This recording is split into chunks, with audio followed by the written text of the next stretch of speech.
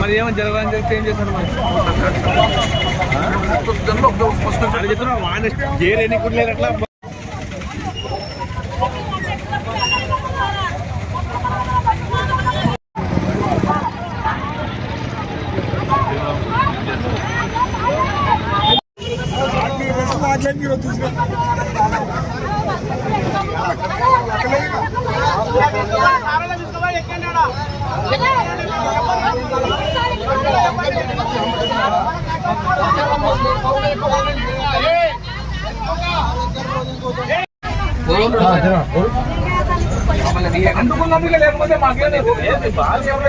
బస్సులను ఒకటి కొత్తగా నేల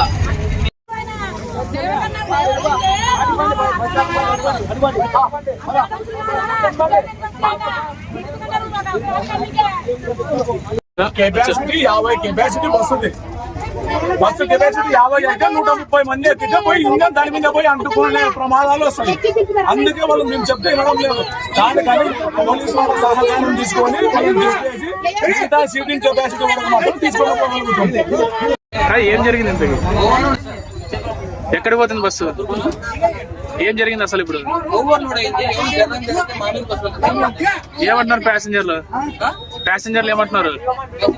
ఏమంటున్నారు అసలు? ఇప్పుడు ఎందుకు వస్తున్నారు స్టేషన్? మీరు ఎందుకు వస్తున్నారు అసలు? స్టేషన్ కి ఎందుకు వచ్చినారు మీరు?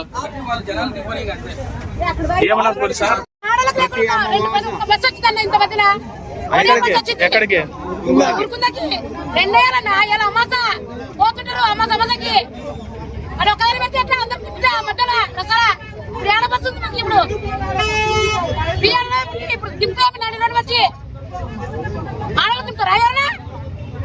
ఏం పేరు నీ పేరు?